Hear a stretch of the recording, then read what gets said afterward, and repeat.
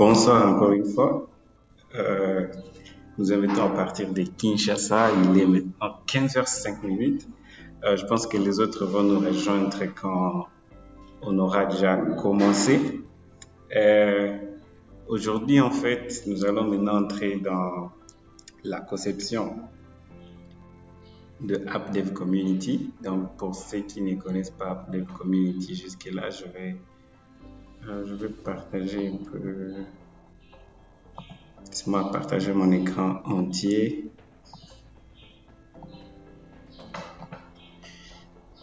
Voilà, je pense que là, vous pouvez voir l'écran entier. Voilà, AppDev Community. Donc, en fait, aujourd'hui, l'objectif est de commencer avec l'implantation de AppDev Community. Donc, nous allons coder cette plateforme ici, qui actuellement est implantée avec Node.js, TypeScript et Vue, et on va faire la même chose mais avec .NET. L'objectif est de comparer la technologie, les deux technologies du point de vue de leur langage de programmation, quel langage est plus productif par rapport à l'autre, ou quel système conçoit des applications plus performantes. Et on a pensé qu'avec une implantation réelle comme AppDev Community, on aura une comparaison plus ou moins exacte et professionnelle de ces deux plateformes. Alors, pour aujourd'hui, voici les 3 objectifs du jour. En fait, le premier objectif, c'est configurer le projet. Donc, pour ceux qui sont nouveaux à .NET, ce sera une occasion de voir comment créer une application .NET pour le web et puis comment vous configurez le CSS, le HTML, même la base des données. Et le deuxième objectif, c'est l'authentification des utilisateurs. Donc, on va configurer la connexion des utilisateurs à l'application. Et ceci inclut là aussi la création des comptes des utilisateurs. Et on va voir différents types d'authentification. Actuellement, sur AppDev Community, si vous voulez vous connecter ou créer compte, vous pouvez créer compte avec Facebook, Google et Twitter. Alors, on va essayer de faire la même chose, mais avec .NET et peut-être ajouter plus si ça sera possible. Et enfin, ce sera aussi l'autorisation. Donc, par exemple, tout le monde n'est pas autorisé à modifier certaines choses ou avoir accès à certaines données dans l'application. Alors, on va devoir configurer ces aspects-là d'autorisation si on aura du temps pour finir tout ça aujourd'hui. Mais dans l'application, cela devrait être là. Ce sera tout normalement pour le plan d'aujourd'hui. Alors, cette session est interactive, donc si vous avez des questions, postez-les dans le chat. J'essaierai toujours en train d'observer le chat. Laisse-moi même ouvrir ça maintenant pour que je ne loupe pas une question quelconque. Bon, je ne permets pas d'ouvrir le chat ici.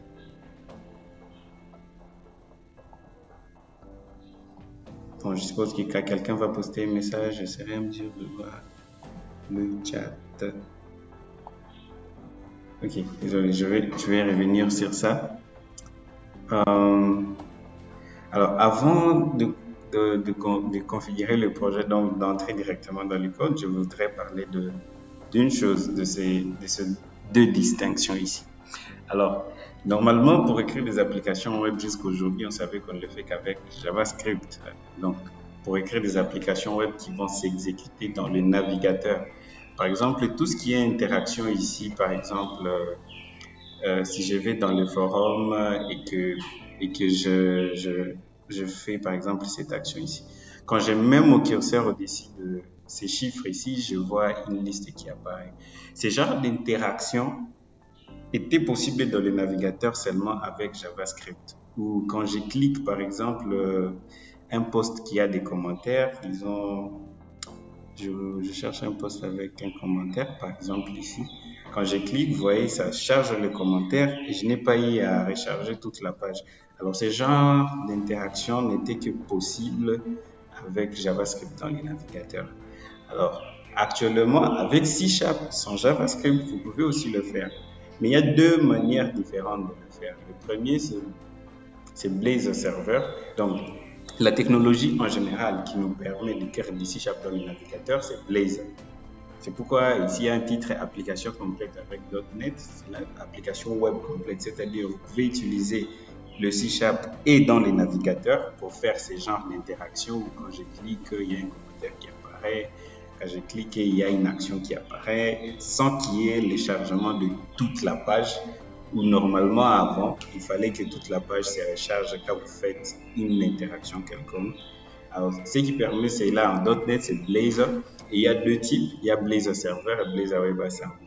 Alors, c'est important de savoir la différence. Pour Blazor Server, l'application s'exécute au serveur en fait. L'application n'est pas dans les navigateurs. C'est-à-dire que tu as besoin d'une connexion directe avec le serveur à temps réel pour avoir ce genre d'interaction. Normalement, quand tu vas aussi cliquer un bouton, l'action va s'afficher sans qu'il n'y ait rechargement de toute la page. Mais l'application n'est pas dans les navigateurs. L'application est dans les serveurs, puis il y a une connexion directe avec les serveurs qui envoie la réponse directement. Donc, quand tu fais un clic, lui, il comprend, le clic est envoyé au serveur, le serveur fait les calculs nécessaires ou les opérations nécessaires et vous renvoie la réponse comme du HTML. Alors, ça devient presque à temps réel, comme si ça s'exécutait dans les navigateurs. Alors, c'est là des avantages, c'est que c'est rapide au démarrage parce que comme c'est dans le serveur, tu vas seulement recevoir ce dont tu as besoin. Ça ne sera pas comme avec dans les navigateurs. Donc, dans les navigateurs, tu dois avoir tous les codes nécessaires. Mais pour Blazor Server, tu n'as pas besoin de tous les codes nécessaires. Le serveur t'envoie seulement ce dont tu as besoin. Alors il a aussi un autre avantage, c'est que c'est pris en charge par beaucoup de navigateurs parce que les serveurs envoient du HTML pur, donc il n'y a pas de problème de compatibilité avec les navigateurs. Alors le seul problème avec Blazor Server, c'est qu'il faut une bonne connexion Internet.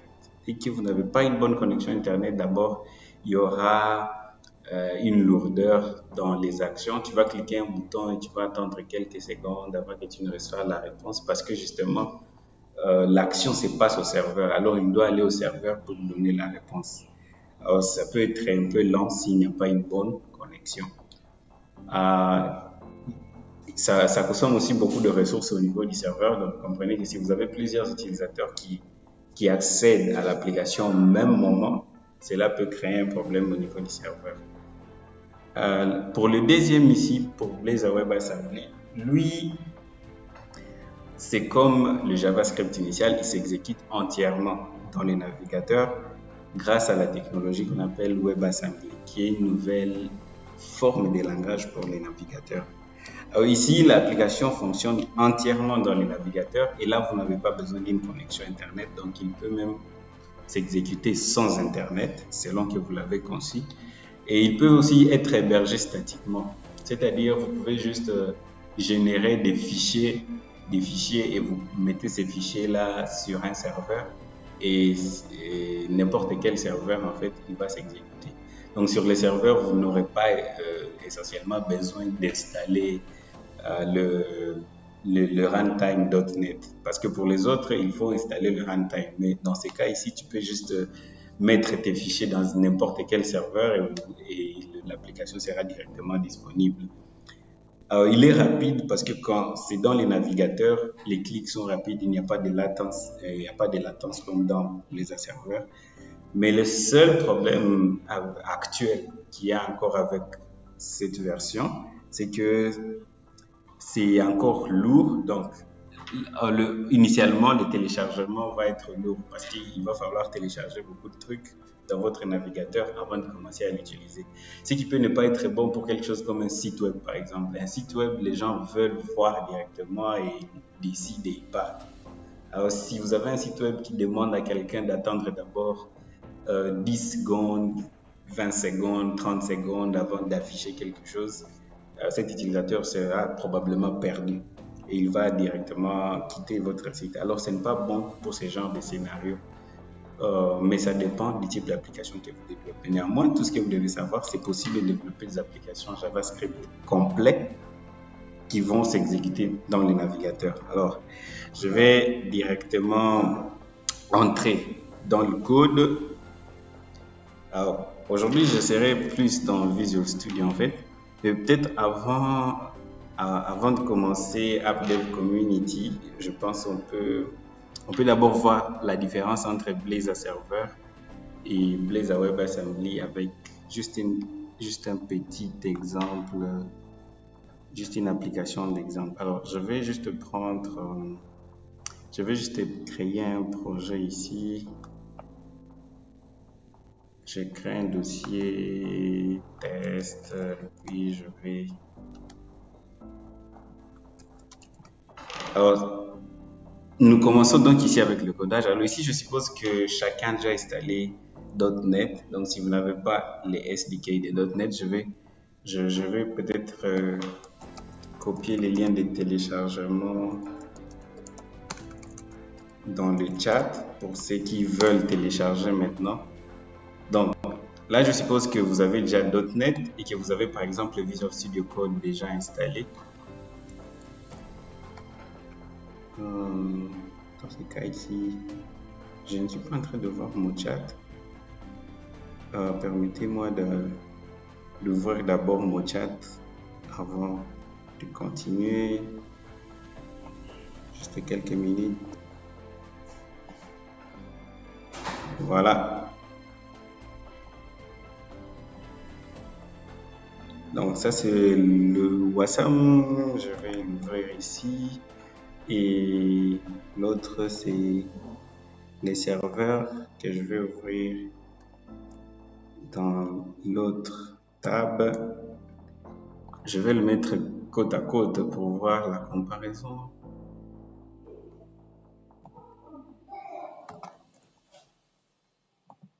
Alors, de l'autre côté, c'est Wasm et de l'autre côté, c'est serveur. Alors, si vous, par exemple, si j'essaie de recharger cette page, vous voyez ce qui se passe, c'est qu'il y a un loading. Et ce loading signifie qu'il y a des chargements qui sont en train de se faire. C'est très rapide parce que c'est dans mon ordinateur. Mais si c'était sur un serveur trop loin, ces loadings pouvaient prendre un peu de temps. Mais quand c'est fait, vous n'avez pas besoin. Donc, tout est directement exécuté dans les navigateurs. Mais pour Blazor Server, vous n'allez pas voir les loadings.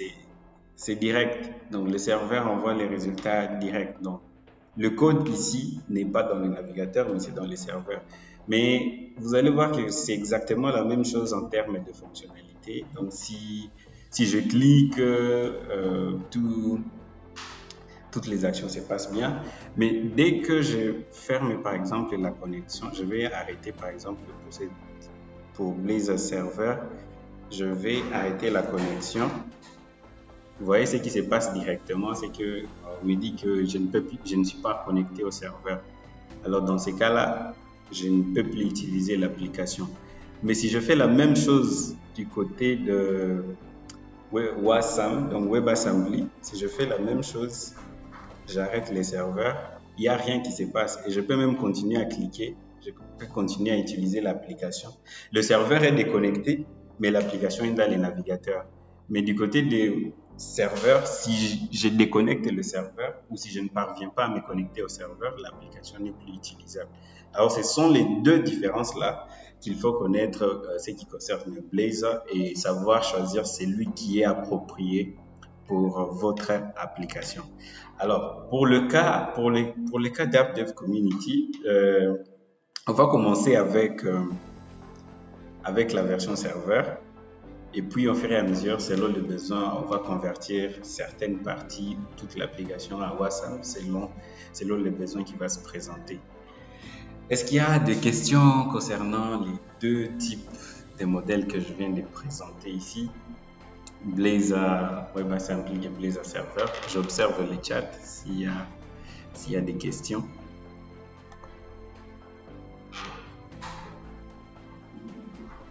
Peut-être une similitude que vous trouvez. avec d'autres plateformes.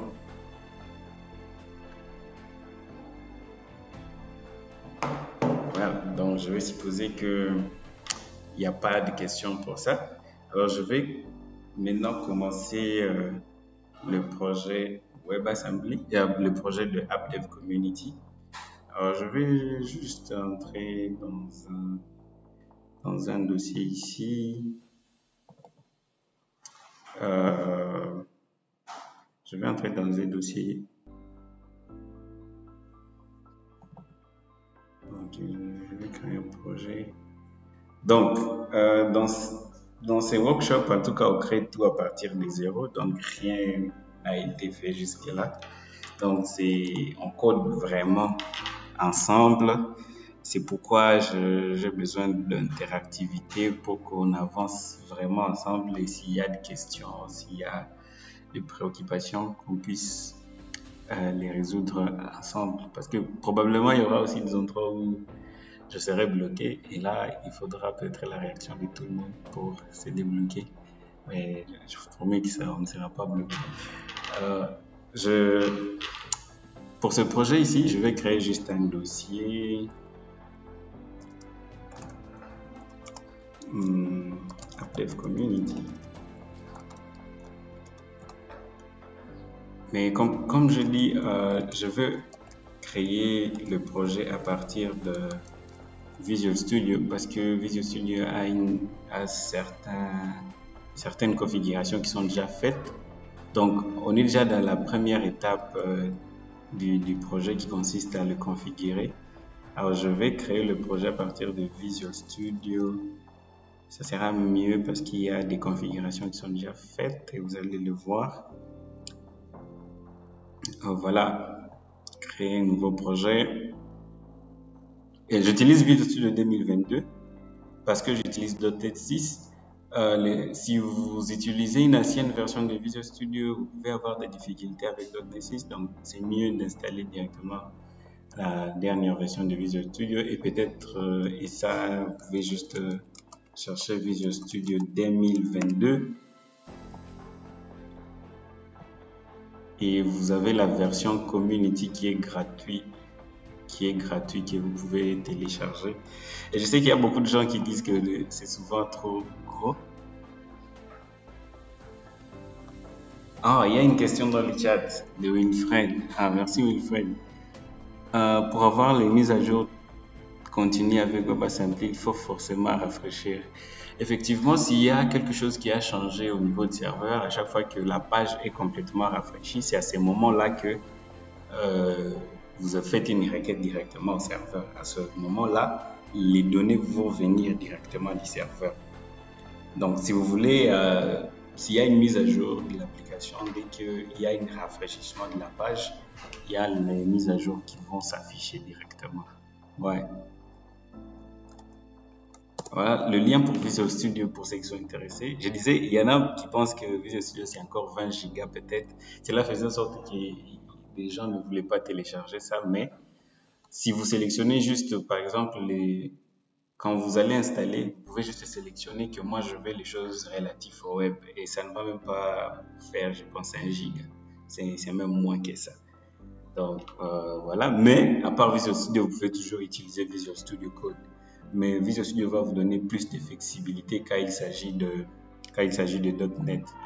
Alors ici, je vais choisir Blazor Server comme j'ai dit parce que je veux qu'on commence avec Blazor Server. Il a certains avantages en fait par rapport à Blazor WebAssembly. Dans quel sens? Vu que vous exécutez les codes directement au serveur, vous n'avez plus besoin de faire des requêtes HTTP des gens avec Axios. Parce que vous êtes au serveur, donc vous pouvez accéder à la base de données directement. En fait, c'est un avantage pour certains types d'applications, par exemple les applications pour entreprises, où il y a une bonne connexion, ou par exemple vous allez déployer directement dans un réseau local de l'entreprise. Ceci vous donne beaucoup de flexibilité parce que contrairement à certaines plateformes, vous exécutez directement au serveur et vous pouvez accéder directement à la base de données, par exemple, ou à tout ce qui est dans les serveurs. Et on va le voir ici avec ce projet. Je vais sélectionner, j'ai créé le dossier, c'est Updev Community, Workshop. Voilà. Donc, ça, projet Updev Community. Alors, c'est à cause de cet écran que j'ai voulu qu'on utilise Visual Studio parce que ici, je vais choisir individual account. Donc, ceci vous permet d'avoir l'authentification et l'autorisation déjà configurées par défaut. Quand vous créez un projet avec l'un des choix ici, pour non, donc il n'y aura pas d'authentification et d'autorisation. Pour individual, le projet sera créé avec l'authentification déjà configurée. Et tout ce qui va suivre, c'est juste customiser selon vos besoins. Alors, je vais créer le projet.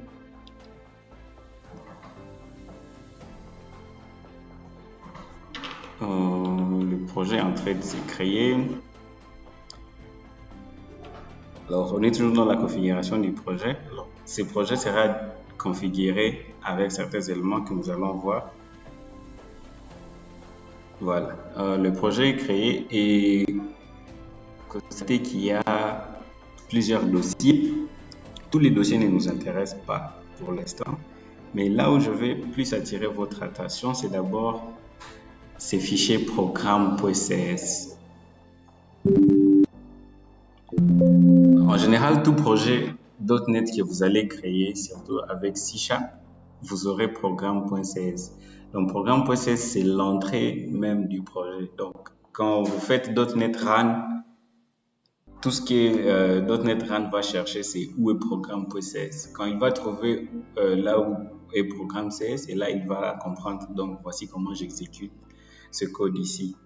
Et la deuxième chose dans laquelle je vais attirer votre attention, c'est que pour ceux qui étaient là la fois passée, c'est que actuellement un fichier C# n'a pas besoin d'avoir une méthode main. Par exemple, ici, vous n'avez pas de méthode main comme vous pouvez voir en Java ou dans tout langage compilé en général, comme C++, Java, C#. Avec la version actuelle de C#, c'est que vous pouvez juste ouvrir un fichier et commencer à coder sans avoir main. Vous pouvez juste appeler une méthode. Alors, c'est le cas ici, par exemple. Tout programme C# avec un framework spécifique va commencer avec quelque chose de pareil. Alors, comme ici, on est dans le web, ça fait web application.createBuild. Alors, cela veut dire que nous allons créer une application web. Si on était dans le desktop, ça serait différent. Il y aurait quelque chose comme desktop application. Si on était dans MAUI, ça serait MAUI application.createBuild.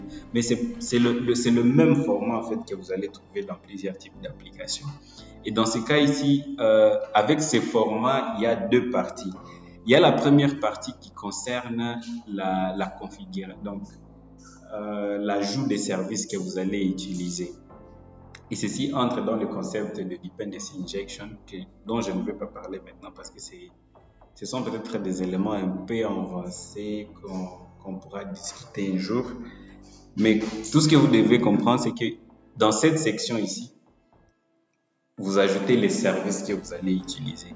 Alors, par exemple, pour cette application, quels sont les services qui sont déjà configurés? Vous allez remarquer que ici il y a Connection Stream. Donc, vous comprenez que dans cette partie ici, on est en train de configurer la base de données qui sera utilisée. Alors, dans ces cas ici, on est en train d'utiliser SQL Server, mais qu'on va changer. On va aller avec MySQL, qui est plus open source que SQL Server. Alors, cette section ici, par exemple, configure la base des données. La deuxième section ici, par exemple, configure l'authentification. Donc, ça, on va y aller un peu à détail tout à l'heure. Cette ligne aussi, par exemple, configure que nous allons utiliser les pages Razor. On va aussi découvrir quelles sont les pages Razor. Et vous voyez cette ligne ici ajoute explicitement Blazor Server. Donc, si vous n'avez pas cette ligne ici, l'application ne va pas reconnaître que vous êtes en train d'utiliser Blazor Server. Alors, si vous voulez utiliser Blazor Server, vous devez avoir cette ligne. Vous comprenez que si on était dans WebAssembly, la ligne serait différente. On aurait quelque chose comme Blazor service.add WebAssembly. Donc, cette section ici concerne vraiment l'ajout des services que vous allez utiliser. Tout type de services que vous allez utiliser, vous allez forcément d'abord l'ajouter dans cette section ici. Alors, la deuxième section, quand vous venez d'ajouter les services, la section qui suit, c'est maintenant les utiliser ou dire à l'application maintenant que voici comment je vais les utiliser. Donc, la première partie, tu les ajoutes. Tu dis, bon, j'ai besoin de ça et ça et ça et ça. Et puis, dans la deuxième partie, tu dis, bon, OK, pour ces services ici, je vais d'abord utiliser ça. Et quand je vais l'utiliser, voici les configurations que je veux que tu puisses prendre. Alors, par exemple, pour Blazor Server, tu vois, on a déjà ajouté les services Blazor Server, mais ici, à cette ligne ici, on configure comment maintenant on va l'utiliser. On est en train de dire, bon, voilà, si tu manques une page quelque part, va chercher la page host. Alors, c'est host qui va maintenant charger l'application Blazor. Donc, en bref, il y a d'autres détails qui seront connus après, mais en général, voilà les deux sections importantes que vous devez savoir. Dans toute application .NET qui utilise un framework spécifique actuellement, c'est ça le format que vous allez en général retrouver. La première partie, vous configurez, vous ajoutez les services, et dans la deuxième partie, vous configurez comment ils seront utilisés. Pour certains services, vous n'avez pas besoin de configurer comment ils seront utilisés. Dès que vous l'avez ajouté, il est directement disponible. Alors, essayons d'exécuter cette application et de voir comment ça se présente. Je vais juste cliquer App Dev Community, mais vous pouvez aussi faire CTRL F5 ou juste F5. Alors, l'application est en train de build. Et voici comment ça se présente.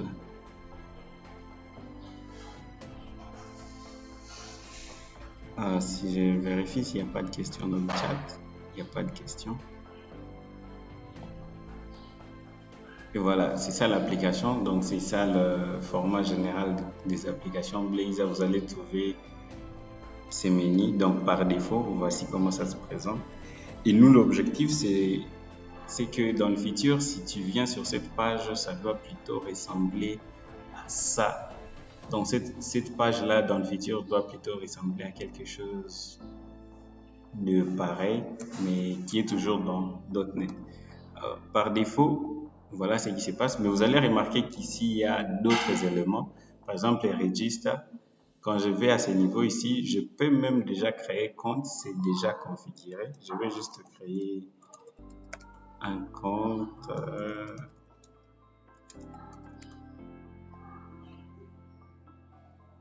Oh, ok, ça me demande que je dois. Donc, par défaut, c'est configuré à accepter des passwords très sécurisés. Et là, c'est en train de créer le compte.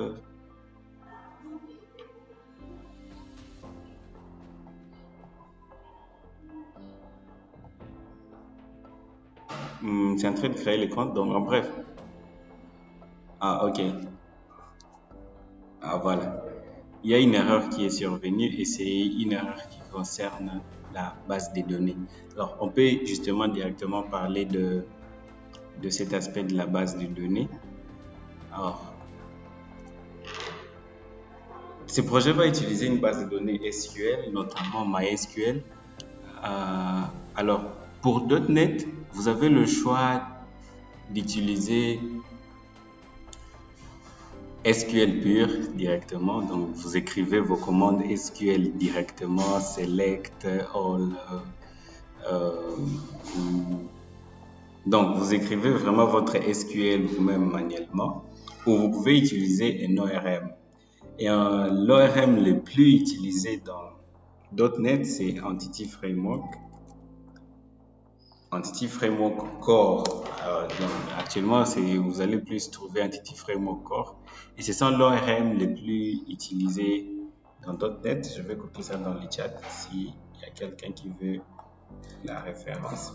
Alors, juste un petit astuce. Si vous voulez voir les pages de la documentation dans les sites de Microsoft en français, vous allez juste en bas. Donc, quand vous allez vraiment en bas, vous allez voir la langue ici. Et vous pouvez choisir le français comme langue. La plupart de leurs pages sont déjà traduites en français. Alors, vous allez lire cette page ici en français. Alors, en général, donc c'est ça l'ORM qu'on utilise en .NET. Et c'est une ORM qui supporte déjà beaucoup de types de bases de moteurs de bases de données. Ici, vous avez par exemple SQL Server. Donc, si vous allez sur les liens là que j'ai cliqué, vous pouvez voir que ça supporte SQL Server, SQLite, Cosmos, Postgres. Donc, vous pouvez choisir le moteur que vous voulez et vous allez utiliser ça avec Entity Framework. Et vous savez qu'avec un ORM, vous pouvez changer le moteur, mais le code que vous avez écrit reste exactement le même. Alors avec Entity Framework, il y a une classe principale qui est le DB Context. Alors, le DB Context, en fait, c'est ce qui représente l'accès à votre base de données. Et c'est ça la classe qui va contenir toutes vos tables et toutes les manipulations que vous allez faire avec la base de données. Alors, c'est pourquoi si on va dans notre projet, par défaut, on nous a déjà créé application DB Context. Donc, c'est ça ce qui représente vraiment notre application et toute interaction avec la base de données va se passer à travers cette application DB Context. Alors, dans ce cas précis, vous voyez que ça hérite des Identity DB Context. Mais si je vais dans la documentation, ça hérite de DB Context. La différence, c'est que Identity DB Context, par défaut, a déjà des configurations du genre les classes, les tables utilisateurs, les tables de rôle, les tables de... Donc, Identity DB Context a déjà configuré certaines tables des gens de la base de données. C'est pourquoi donc ça vous facilite l'implantation de l'authentification parce qu'il a déjà sa part défaut que vous pouvez maintenant customiser selon vos besoins. Et en général, vous allez voir ça comme le constructeur de la classe DB Context. Alors, après avoir eu le DB Context, vous devez maintenant définir les différentes tables. Et pour définir les tables, vous créez juste des classes et vous donnez à ces classes des propriétés. Juste des classes avec des propriétés normales. Et là, vous appliquez les règles maintenant de SQL. Vous voyez, par exemple, un blog peut avoir plusieurs posts. Mais un post n'appartient qu'à un seul blog. Alors, dans ce cas, si on veut une relation, si on veut définir une clé étrangère sur post, vous mettez juste blog ID et blog. Alors, ces deux lignes ici vont indiquer Entity Framework que ça, c'est une clé étrangère qui est liée à blog. Et ici, et il va comprendre qu'il y a donc ici il y a une certaine relation. Alors, il y a plusieurs configurations de relations que vous pouvez faire comme ça. Alors, par défaut, Identity a déjà des tables qu'il a déjà configurées pour nous et qu'on peut maintenant modifier selon l'application. Et maintenant, la dernière partie à ça. Donc, vous pouvez voir comment initialiser Entity Framework avec les DB Context. Donc, les DB Context, c'est ce qui est comme l'intermédiaire entre notre code et la base de données. Et toutes les requêtes, toutes les configurations vont passer par cette classe DB Context. Et vous devez maintenant définir les différentes tables en utilisant une classe avec des propriétés. Et selon les types de relations qu'il y aura entre les différentes classes, vous allez définir les clés étrangères ou d'autres configurations que vous pourrez avoir. Alors la troisième, et aussi juste une précision, c'est que quand vous venez de définir les classes, vous devez maintenant les ajouter au DB Context. Parce que c'est le DB Context maintenant qui va dire... Donc, le DB set ici signifie que voilà, j'ai une table sur DB Context. Et maintenant, la troisième partie concerne maintenant faire les requêtes. Alors, vous voyez, dans ce cas ici, je vais créer d'abord un DB Context. Après avoir créé un DB Context, je vais maintenant faire des requêtes. Alors, ici, les requêtes sont purement en C# avec ce qu'on appelle link. Vous voyez, je vais faire pour ma base de données, je vais accéder à la table blog et je voudrais faire un where, je voudrais récupérer les blogs qui ont un rating supérieur à 3 et je veux qu'ils soient ordonnés par leur lien, leur URL. Et puis, je veux que tu me renvoies ça sous forme d'une liste. Alors, vous voyez, ça sont des types de requêtes que vous pouvez faire qui est du C#, mais que vous comprenez très bien parce que c'est where, c'est order by, c'est to list. Donc, c'est comme ça que vous allez faire vos requêtes en C#. Et aussi, si pour maintenant enregistrer les données, vous créez une nouvelle classe de cette table, vous y passez les données et puis vous dites maintenant, pour ma base de données, pour la table blog, je vais ajouter ces blogs. Et il va ajouter ces blogs et vous pouvez dire enregistrez-moi ce que je viens de dire. Donc, voilà comment vous allez faire les requêtes. Voilà une vue générale en fait de comment vous allez faire les requêtes avec Entity Framework. C'est une vue générale. On pourra avoir plus de détails dans des discussions ou en implantant le projet. Des questions sur Entity Framework? Pas encore. Justement, après avoir maintenant configuré votre DB contexte et vos tables, vous devez maintenant faire générer les migrations. Alors, les migrations, comme vous voyez ici, comme on a écrit notre code purement en C#, on doit maintenant générer les SQL. Donc, on doit maintenant dire comment les SQL va ressembler. Et c'est ça les migrations maintenant. Alors, pour générer une migration, il y a une commande. Si vous êtes dans Visual Studio, vous pouvez juste faire add migration. Add migration. Et vous mettez le nom de la migration. Par exemple, initialisation de la base de données.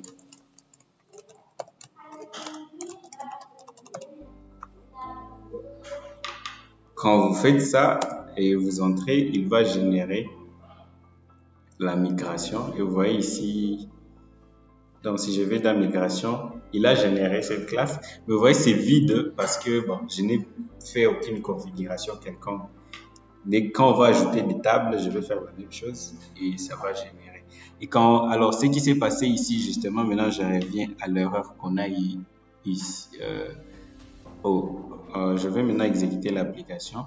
C'est qu'après avoir maintenant généré la migration, vous devez maintenant appliquer cette migration à une base de données.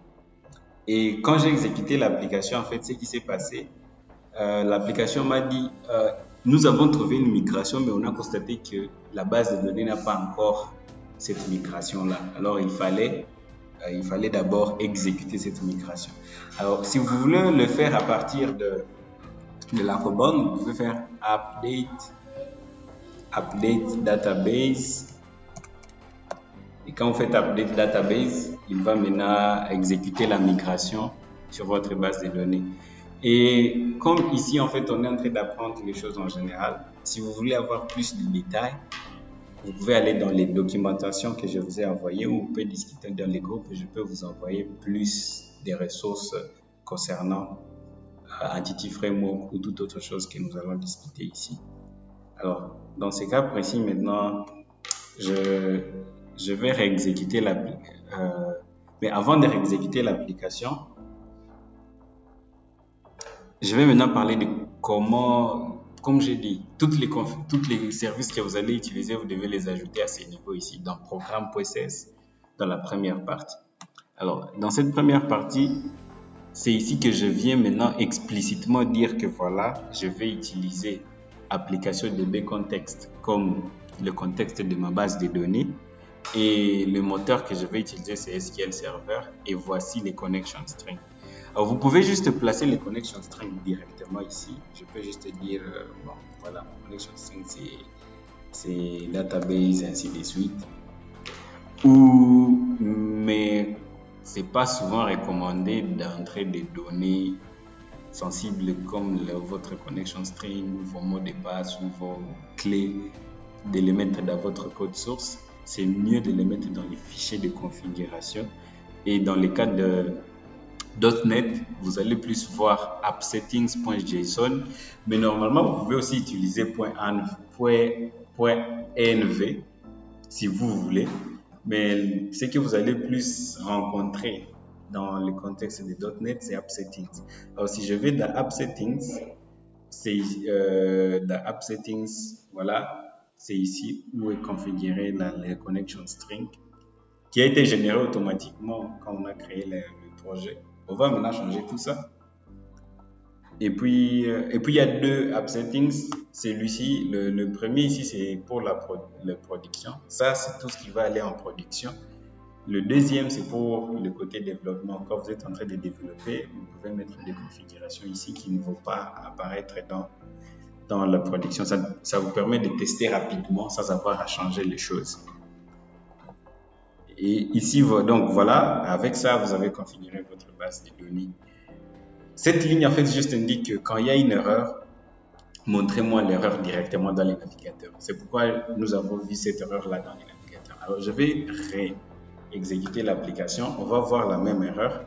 Et à ce moment précis, quand l'erreur sera là, je vais appliquer la migration à partir du navigateur. Donc, ce que je vais faire, c'est équivalent à update database. Donc, si je pouvais aussi faire la commande update database.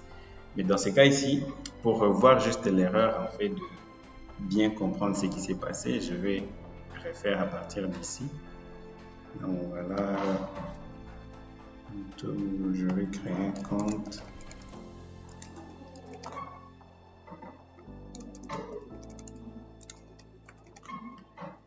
Quand je vais register, donc là, il essaie de chercher la base de données, puis il va constater que voilà, la base de données. Ah, ok. Je ne sais pas si quelqu'un remarque cette erreur ici. Je jette un œil dans les chats s'il y a quelqu'un qui remarque cette erreur. En fait, cette erreur dit quelque chose et ça vient de quelque chose qu'on vient de faire il y a quelques minutes. Dans les chats, personne ne voit ça. Mais en fait, le connection string, en fait, c'est en train de dire que le connection string n'est pas correct. Et aussi, vous vous rappelez bien, j'ai changé quelque chose ici. Voilà, l'erreur vient d'ici. L'erreur vient d'ici. Alors, il a essayé de retrouver les connection string, mais il ne l'a pas retrouvé. Donc, vous voyez que cette partie ici fait partie du code. Si vous avez une mauvaise configuration à ce niveau, vous allez directement voir une erreur. Alors, je vais réexécuter et je pense qu'avec ça, cette erreur-là ne sera plus là. Et voilà.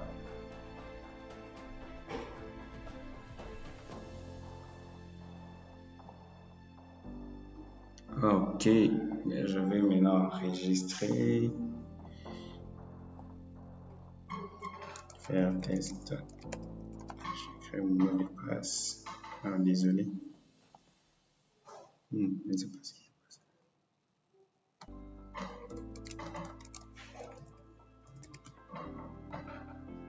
Enregistrer. Il cherche la base de données. Je pense à ce moment ici, il n'y aura pas d'erreur de connection string. Les connection string existent bel et bien. Voilà. Il me dit qu'on ne peut pas ouvrir la base de données. On a retrouvé une migration, mais qui n'est pas encore appliquée.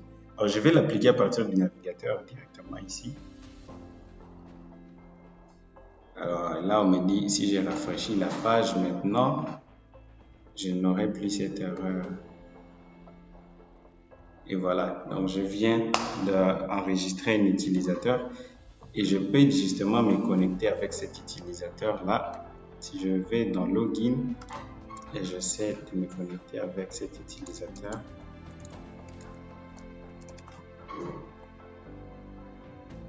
J'ai utilisé le mauvais mot de passe.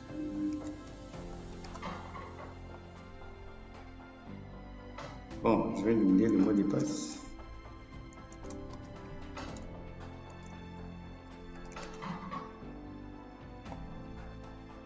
Il paraît que j'ai oublié le mot de passe en fait.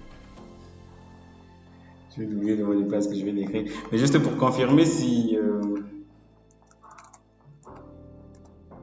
confirmer si l'utilisateur en question a été créé, on peut juste le faire à partir de la base de données directement. On peut juste voir la table en fait.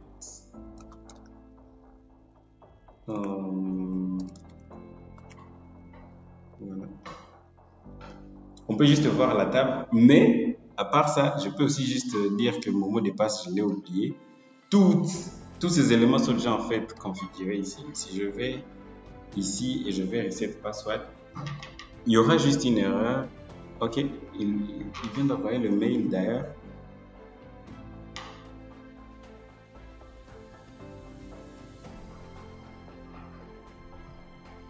Le mail n'est pas envoyé parce que je n'ai pas encore configuré l'envoi de mail, parce que je dois indiquer à Identity comment il doit m'envoyer de mail. Mais en fait, avec cette Identity, en fait, tout est déjà configuré. Vous avez juste besoin d'ajuster certaines choses, parce que même le mot de passe oublié est déjà configuré. Justement, on va voir comment on peut customiser ça dans quelques minutes. Mais juste pour confirmer que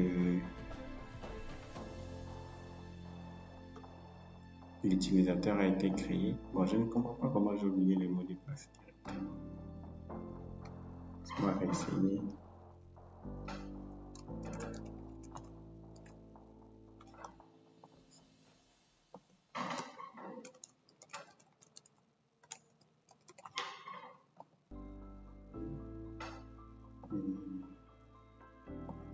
Ok, je vais me connecter ici.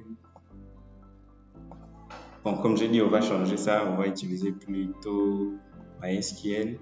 Mais comme on est juste en train de tester, je vais jeter un œil au connection string. Les serveurs, dans ce cas ici, c'est localDB.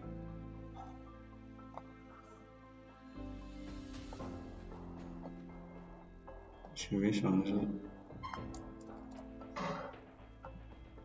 Donc, je dois me connecter plutôt à localDB parce que si j'utilise celui-ci, ça c'est notre serveur.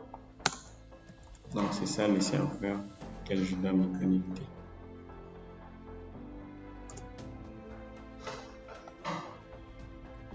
Voilà. Je vais aussi dans mon connection string, il y a AppDev Community. C'est ça le nom de la base des données. Tout ça, c'était généré automatiquement, mais c'est juste pour... Voilà, c'est ça la base des données, AppDev Community. Et comme je vous ai dit, IdentityDB Context a déjà certaines tables configurées. Et voilà les différentes tables qui concernent les utilisateurs. Role, User, Token. Ça, c'est déjà géré par Identity et vous n'avez pas besoin encore de vous attarder sur ça. Ici, maintenant, je vais voir tous les utilisateurs qui ont été créés. Je vais voir un utilisateur. Voilà, j'ai créé le compte Mutogu Jacques et il est déjà créé. C'est juste que j'ai oublié mon mot de passe. Alors, on va justement changer tout ça. Mais en général, donc, on a déjà l'authentification qui est déjà là. Tout ce qui nous reste maintenant, c'est configurer selon AppDev Community. Notamment, par exemple, si on part sur AppDev Community, il y a... Quand on se connecte, je vais me connecter avec mon compte Google. Il y a certains éléments que nous devons ajouter. Dans les profils d'un utilisateur, il y a son nom, son email, ses adresses sur les réseaux sociaux. Il y a aussi d'autres éléments qui ne sont pas par défaut sur la table user. Par exemple, si on vérifie ici, on ne va pas voir lien Twitter. Il n'y a même pas le nom et le prénom. Il y a juste les numéros de téléphone et l'email. Alors, on peut customiser ça pour ajouter maintenant nos éléments de AppDev Community. Alors, comme les temps avancent, vers la fin, si on aura encore du temps, on peut maintenant revenir pour customiser, aussi changer la base de données à MySQL.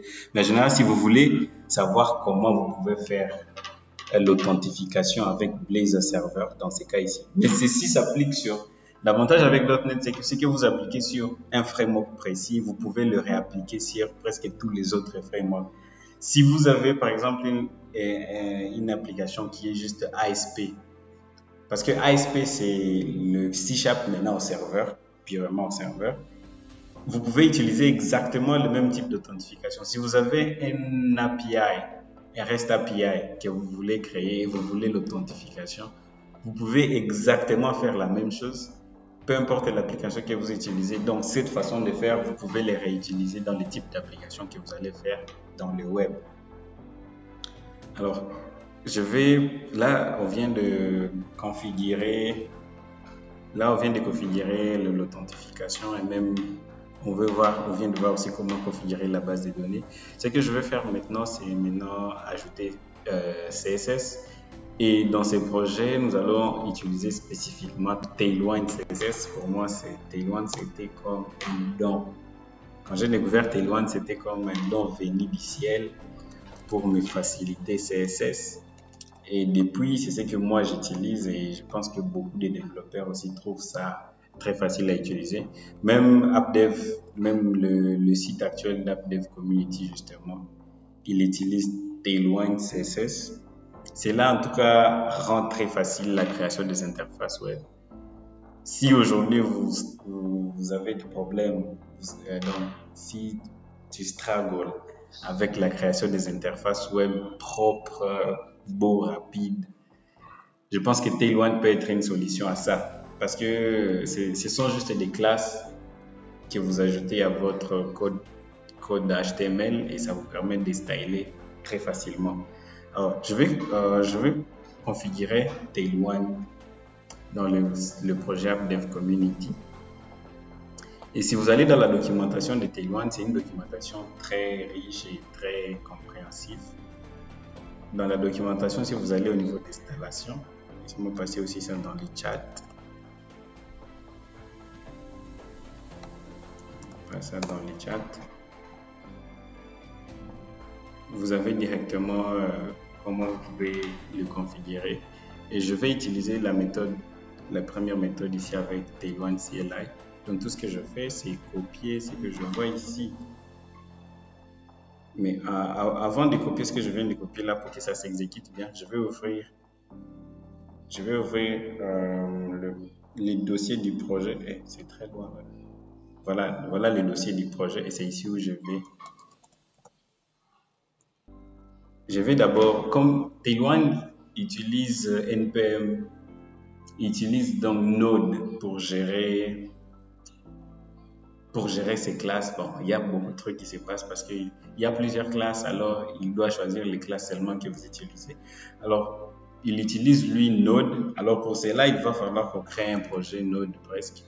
Alors, je vais faire npm init pour créer un package .json. Donc, comme si vous créez un nouveau projet Node. Et puis, à partir de là, maintenant, vous pouvez commencer à installer Tailwind. Je vais d'abord faire ça.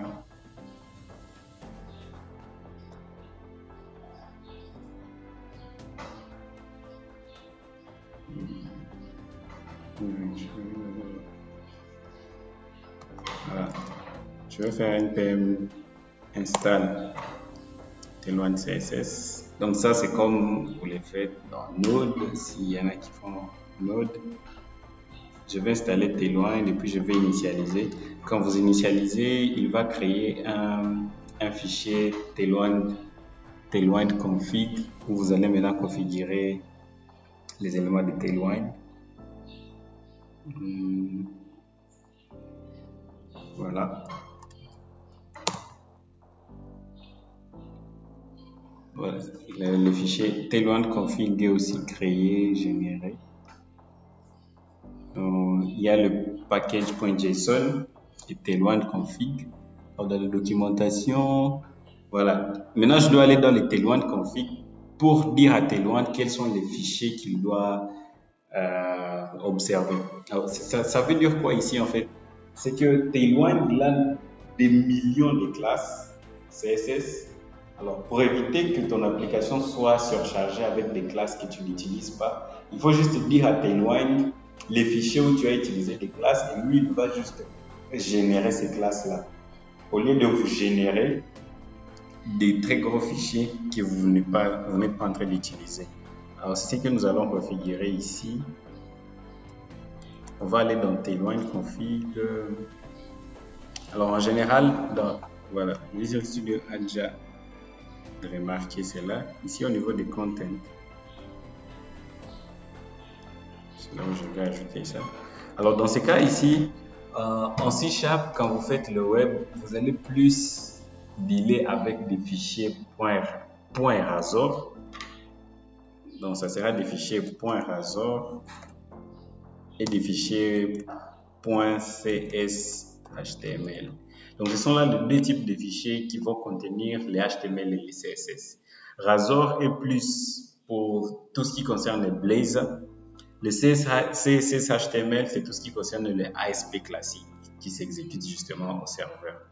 Alors, c'est pourquoi, dans ces cas ici, je dois dire à Tailwind que tu dois chercher tous les fichiers .razor et .css. Comme ici, par exemple, ici, on supposait que vous allez utiliser plus, je pense, l'écosystème Node. C'est là où il y a HTML et JS. Alors, pour .NET, ce sera plus les fichiers Razor. Et dans ces cas précis, ces fichiers vont plus se retrouver dans Page, par exemple. Vous voyez, ça sont des fichiers, c'est une combinaison. Il y a un fichier CSS HTML et des fichiers Razor. Il y a aussi à ce niveau ici, il y a aussi d'autres fichiers CSS HTML et Razor. Alors ici, je dois dire à Tailwind, je dois d'abord voir, je suis dans quel dossier. Donc, c'est à partir de ce dossier ici. C'est dans ce même dossier où se trouve le fichier Tailwind config. Donc, je vais dire, on va chercher dans Page. Et dans Page, je cherche tous les fichiers avec .razor et tous les fichiers avec CSS HTML. Et je vais ajouter une autre.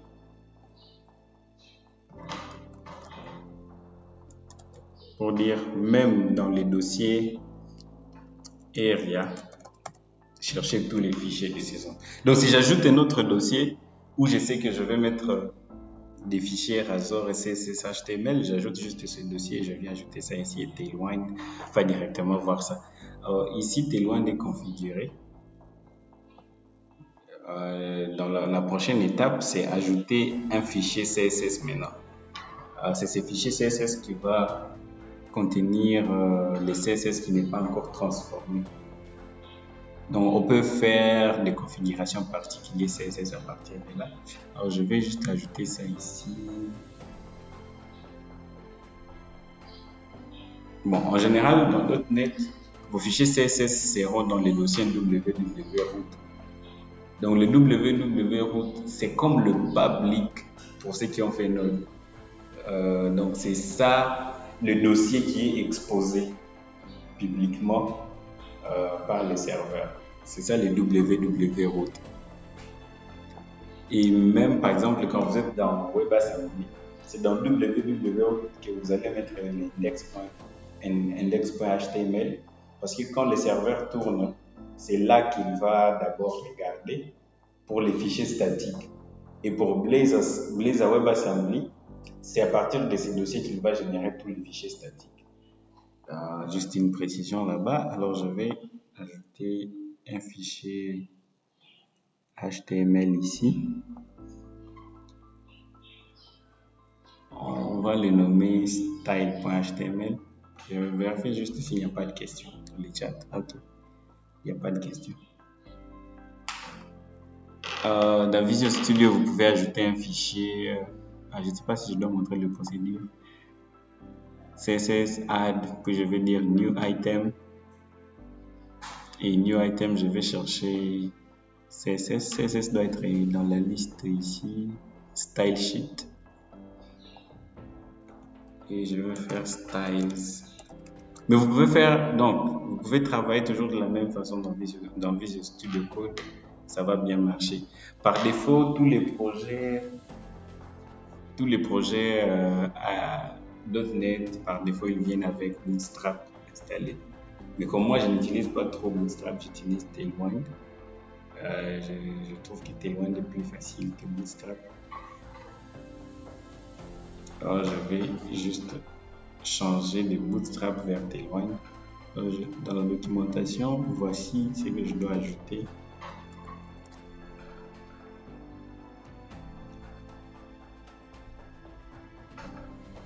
Donc, c'est ces fichiers ici que Tailwind va chercher pour voir certains CSS particuliers. Et maintenant, la dernière étape, c'est configurer comment Tailwind va générer maintenant le CSS final. Alors, c'est ce qui se passe avec cette commande que je vais ajouter dans... je vais l'ajouter. Donc, cette commande, en fait, vous pouvez l'exécuter directement dans votre projet. Par exemple, ici, je peux juste venir et l'exécuter. Et quand... Oh, malheureusement, je dois changer parce que le fichier que ça va chercher, c'est le fichier style. Et ces fichiers-là se trouvent dans www.root, si vous vous rappelez bien. www.root, le dossier CSS et le nom c'est styles.css. Et je vais dire que les résultats de la transformation de ces fichiers-là doivent s'enregistrer aussi de la www.root, le dossier CSS, et le nom du fichier final doit être app.css. Donc c'est ça que je choisis. Si j'exécute ça, alors vous voyez, là, Tailwind est en train de fonctionner. Donc Tailwind Watch va observer les changements dans les fichiers et quand un fichier change, il va générer les CSS qui correspondent. On peut voir ça justement en live. Voilà, je vais rentrer dans le projet. Je vais rentrer dans le projet et cette fois, je vais exécuter avec .NET Watch. Donc, pendant que le projet s'exécute,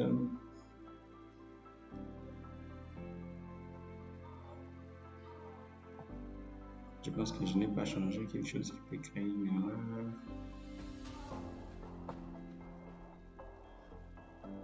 Ah, il y a certaines erreurs. Non, il n'y a pas d'erreur.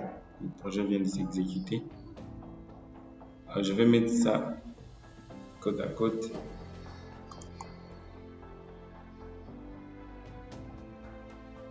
Alors dans ce cas ici en fait, je vais changer CSS, mais rien ne va se passer. Vous allez voir que rien ne va se passer, mais au niveau de Tailwind, il sera en train de compiler. Vous voyez, à ce moment-là, ici, il n'y a qu'un seul done in rebuilding, il n'y a qu'un seul. Mais quand je vais ajouter une classe Tailwind, je vais aller par exemple dans pointer ici et je veux que ces boutons soient plutôt rouges. Alors je vais changer les backgrounds. Tailwind CSS a des classes qui sont prédéfinies, qui sont comme une combinaison de plusieurs autres attributs CSS qui sont déjà bien définis. Donc, les gens qui ont créé Tailwind avaient déjà l'expérience de développement web et ils ont constaté qu'il y a certaines classes qui se répètent souvent inutilement. Et ils ont mis ça, ils ont organisé maintenant ces CSS-là à des petites classes qui, quand vous les appliquez, vous pouvez ajouter 2-3 classes sur un bouton et il est très bien stylé. Alors que peut-être pour faire le même style sans CSS, sans Tailwind, tu vas devoir écrire beaucoup de CSS. Alors, il y a juste des classes existantes qui vous permettent de changer les choses rapidement. Alors, dans ce cas ici, je vais garder, parce que ça vient de Bootstrap. Ça vient de Bootstrap, mais ça va venir de Tailwind. Alors, vous voyez, dans ce cas, si je viens ici, vous voyez, il vient de générer. Donc, il vient de générer la classe là que je vais d'ajouter. Mais mon bouton ici n'est pas encore rouge. Quelqu'un a remarqué pourquoi dans les chats? Parce que ici, c'est interactif, donc si vous remarquez quelque chose, vous postez dans les chats. En fait, il y a quelque chose qu'on n'a pas fait qui fait que le bouton ici ne change pas. Alors, si vous remarquez par exemple ici, j'ai bien dit à Tailwind que tu prends le fichier style et puis tu génères un fichier app. Donc, c'est ces fichiers app CSS qui contiennent les vraies classes. Mais on n'a pas encore dit à nos fichiers qu'ils doivent utiliser app.css comme leur fichier de styling. Et dans les programmes .NET Web, vous avez le fichier layout. Alors, le fichier layout est comme les index.html. Donc, c'est lui qui contient le HTML de base. Quand vous allez dans layout.cshtml, c'est là où vous remarquez que même c'est ici où ça ressemble maintenant au début d'un vrai fichier HTML. Alors, c'est ici où vous liez, par exemple, maintenant vos fichiers CSS, vos fichiers JavaScript et tout ce que vous allez mettre dans votre HTML. Puis, il y a cette directive ici, Randabody. Pour ceux qui ont déjà utilisé Vue, c'est souvent slot, je pense. Vue, c'est souvent slot, mais dans d'autres, c'est toujours body. Donc, dans ces cas précis, il va maintenant remplacer les éléments des autres pages ou des autres fichiers. Il va maintenant les insérer au niveau des Randabody. Donc, c'est Randabody qui indique que pour les autres pages qui existent, vous allez les insérer ici. Pour la plupart des frameworks, vous avez toujours le layout de base qui indique la structure générale de votre programme et donc la structure générale des pages, et puis il y a maintenant les pages spécifiques qui ont leur propre contenu. Et dans C#, dans tous les fichiers C#, vous verrez layout.css. C'est là où se trouve cette structure-là de base de toutes les pages. Mon expérience avec les autres frameworks, c'est que pour configurer, ce n'est pas là par défaut. Donc, vous devez savoir vous-même comment vous allez le faire. Mais avec .NET, c'est un peu plus facile parce que c'est là par défaut et vous pouvez juste facilement configurer ça. Vous pouvez même créer aussi vos propres layouts de base et ça va bien se passer. Alors, dans ce cas précis, c'est qu'il y a Bootstrap qui est bien lié. Il y a aussi site.css, mais on n'a pas encore lié app.css. Mais app.css est déjà là. Donc, Tailwind, lui, a déjà fait son travail de générer app.css, mais bizarrement, app.css est vide, ce qui n'est pas correct en fait. App.css ne devrait pas être... Oh! App.css est vide pour une raison. Si vous voyez bien, il y a cette indication ici, il y a le petit star là. Donc, ce fichier ici n'est pas encore enregistré. Alors, quand Tailwind a généré, il a constaté que ce fichier est vide. Alors, app.css est vide. Alors, si j'enregistre maintenant, Tailwind va se recharger. Non, Tailwind ne se recharge pas parce que je ne l'ai pas demandé de regarder ces fichiers en fait.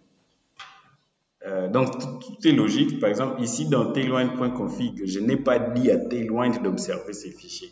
Alors, dans ces cas ici, je vais juste réexécuter cette commande de watch.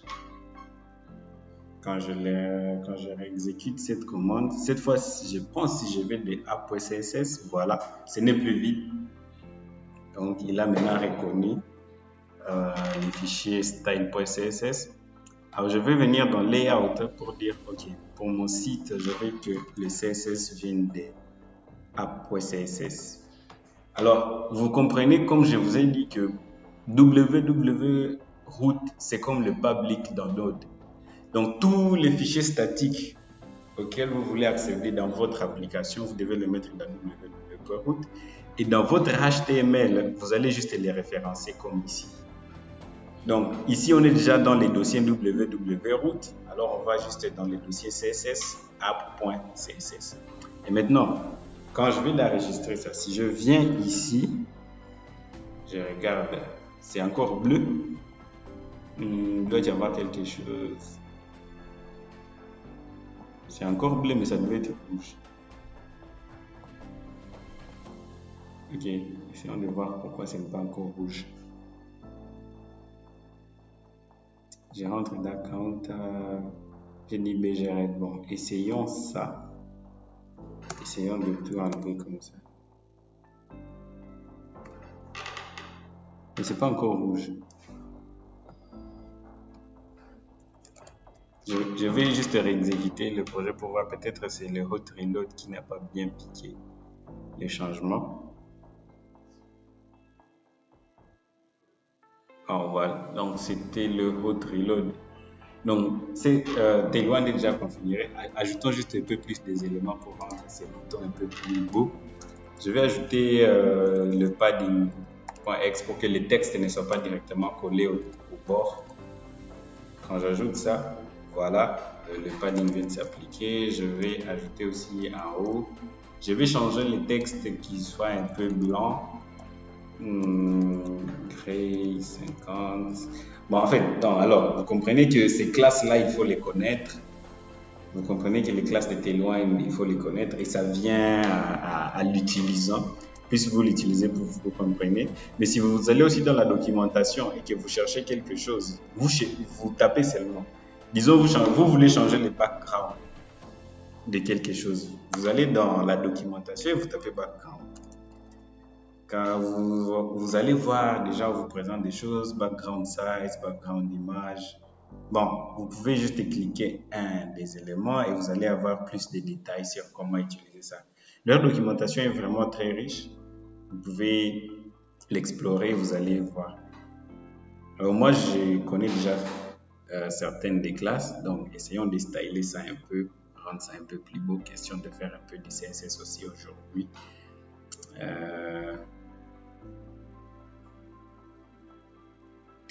Voilà, je vais ajouter. Donc, quand même, le bouton commence à avoir une vie un peu plus intéressante. Je vais ajouter du shadow. Je vais ajouter un peu des bords qui sont un peu arrondis. Donc, vous voyez ce que Tailwind vous permet de faire, c'est de dire ce que vous voulez faire en fait. Vous dites seulement que je veux des contours arrondis. Bon, disons si vous voulez arrondir ça pour que ça soit presque carré, vous allez juste faire rounded full. Et là, il va juste arrondir entièrement. Vous allez voir que c'est presque carré. En full, c'est avec des ailes qui m'a écrit. Et vous voyez directement, ça arrondit tous les contours. Je peux ajouter d'autres éléments. Je dis, bon, je veux que quand les curseurs et au-dessus du bouton, que la couleur change, que ça ne soit pas rouge foncé, que ça ne soit pas ce rouge clair, que ce soit un rouge un peu plus foncé. Alors je vais dire que vous voulez que mon red ait une intensité de 500, je vais mettre une intensité de 800. Et maintenant quand je viens au-dessus du bouton, vous voyez, les boutons à 800. Bon, je peux faire tout, en tout cas je peux faire beaucoup de choses comme ça. Je peux dire, bon, ok, je veux que mon texte soit un peu plus large. Alors, je vais dire texte, que ce soit un peu léger. Bon, le texte devient encore un peu plus large. Voilà. Donc, en bref, voilà comment vous utilisez Tailwind pour customiser votre CSS. Et donc là, on vient de configurer Tailwind qu'on va utiliser dans les projets, dans les projets d'App Community. Je pense par rapport aux objectifs du jour, ils sont déjà atteints à un certain pourcentage. Configurer le projet. On a déjà HTML, CSS et Blazor qui sont configurés dans le projet. Et à cela, on ajoute la base de données qui est déjà configurée, même si on doit les customiser, mais c'est déjà là. Pour l'authentification est déjà là. On a créé un utilisateur, même si on n'a pas réussi à login. Moi, j'ai oublié le mot de passe. Mais bon, je peux essayer notre compte quand même. Je peux essayer un autre compte.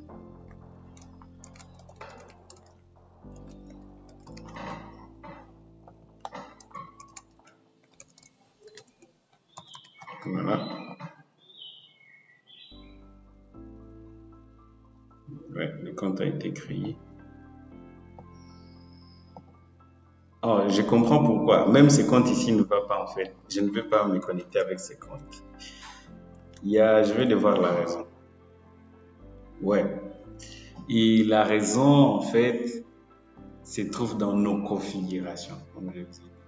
Alors, je vous ai dit que toutes les configurations se trouvent dans programme.css. Alors, si je vais dans programme.css, il y a cette ligne ici. Voilà la ligne qui fait qu'on ne parvient pas à se connecter. Alors, cette ligne est en train de dire à identity pour tout utilisateur. Donc, ici, c'est la configuration des identity. Comme je vous ai dit, c'est ici où on ajoute tous les services.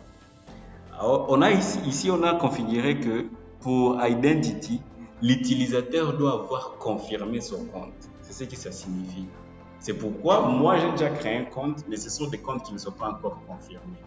Et pour éviter ça, je peux donc mettre ici à false. Quand je mets false et que comme on a reload.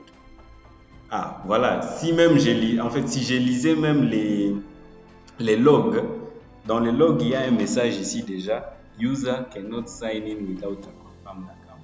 Donc même dans le log, ça me disait déjà, malheureusement, je n'ai pas fait attention au log. Ça me disait que voilà, je ne peux pas me connecter si le compte n'est pas confirmé. Alors, je pense avec les changements qu'on vient de faire, je vais juste régénérer le projet. Pour régénérer dans .NET Watch, je suis juste en train de faire CTRL R. Et avec ça, il va régénérer le projet. Et à ce moment, voilà. Et voilà. Bon, en fait, vous remarquez que j'étais même déjà connecté, en fait. Juste que je ne pouvais pas utiliser l'application parce que je devais d'abord confirmer mon compte. Si vous voyez très bien, ici, c'est Hello Chimuto. Donc, je suis déjà connecté. Je peux me déconnecter et login avec l'autre compte là.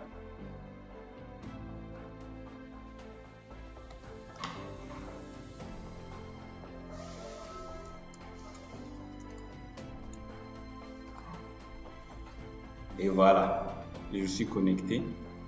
Donc, la création du compte, l'authentification est déjà là. L'autorisation, je pense que c'est ça qu'on n'a pas pu voir aujourd'hui, mais parce que ça demande encore certaines configurations. C'est là peut-être qu'on va commencer prochainement, où j'aurai déjà fait dans les configurations particulières. Ici, j'aurais déjà configuré ça à MySQL et j'aurais déjà fait d'autres configurations, puis on va commencer par l'autorisation. Donc, bref, c'est tout pour aujourd'hui, normalement.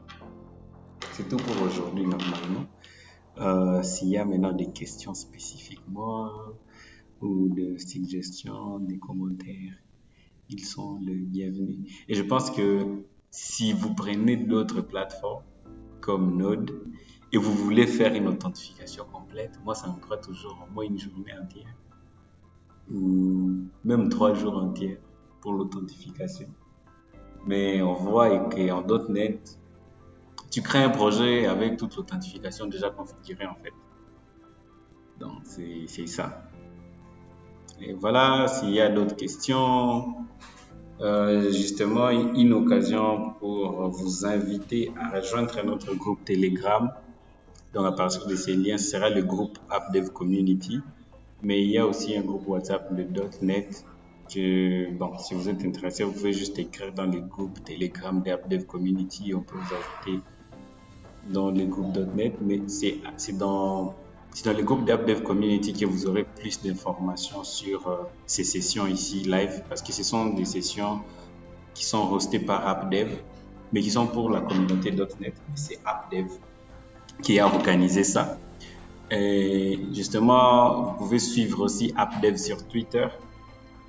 Donc, si vous allez sur Twitter, vous avez AppDev, UpToDate Developers, et là, vous aurez toutes les informations concernant les sessions.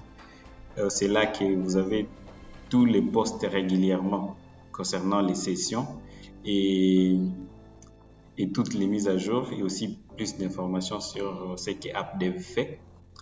Et aussi, vous pouvez me suivre sur Twitter aussi, à partir de Muto Boudjak, donc c'est ça mon ad. Vous pouvez me suivre aussi sur Twitter, vous pouvez aussi poser des questions là-bas et on peut interagir sur Twitter. Donc s'il n'y a pas de questions, on est à la fin de notre session d'aujourd'hui. Votre feedback est vraiment le bienvenu. Et voilà. Je peux accorder la parole à quiconque veut parler, veut dire quelque chose. Voilà. Les liens du groupe App Dev Community et ils sont déjà dans les chats. Donc, si vous voulez rejoindre directement, vous pouvez aller dans les chats, cliquer ces liens-là et vous allez garder contact avec nous. Si vous voulez dire quelque chose, ça c'est vraiment, ce sont des sessions interactives. Malheureusement, bon, jusque-là, il n'y a pas encore assez d'interaction. Si vous avez des suggestions sur comment on peut rendre ça plus interactif, genre, que vous ne soyez pas là juste à m'écouter, mais on sent qu'on est en train d'apprendre ensemble. Si vous avez des suggestions, comment on peut faire ça, et elles sont vraiment les bienvenues. Et si comment on peut ajuster le format pour que peut-être on puisse accommoder le plus grand nombre de gens. Peut-être je suis trop avancé ou peut-être je suis trop débutant, donc c'est à vous de me dire pour que je sache comment adapter ça à tout le monde. Sinon, merci beaucoup pour votre présence. Aujourd'hui, on est 14 et c'est vraiment un plaisir d'avoir été avec vous pendant 1h30, de vous avoir accordé m'avoir accordé votre attention. Et voilà, et merci à AppDev d'avoir organisé ces sessions. Je pense que le visage des .NET va changer. C'est ça même l'objectif de ces sessions, c'est de dire que voilà, .NET, ce n'est plus les desktops. Tout ce qu'on connaît des .NET avant, vous pouvez faire plus avec .NET. Et pour preuve, on est en train de construire AppDev Community, un site web complet. Non, c'est pas un site web, c'est toute une application web avec beaucoup de fonctionnalités. Et là, vous allez comprendre comment .NET est devenu différent. Et justement, cette vidéo sera uploadée sur YouTube. Donc, si vous voulez suivre après, ou vous voulez juste prendre une petite séquence quelconque qui parlait d'une partie et revoir cette partie-là, vous allez retrouver les liens sur YouTube qui vous sera partagé dans les groupes. Merci beaucoup à tous et bon week-end. Ah oui, pour le repository, justement, le code sera partagé sur un repo qui sera disponible avant la session de ce samedi, parce que je dois juste changer un peu de configuration, parce que c'est difficile de tout faire directement dans la session. Donc, il y a certains éléments que je vais chaque fois faire hors session, qui seront déjà prêts. Mais si vous voyez, je suis en train de faire de mon mieux, de montrer tous les éléments nécessaires. Et ce sont juste des petites configurations que je fais à côté, à part. Donc, le repo sera partagé. C'est pourquoi c'est important que vous rejoigniez le groupe Telegram. C'est là que nous allons partager plus d'informations. Voilà, merci beaucoup. Et bon week-end, happy coding à tous.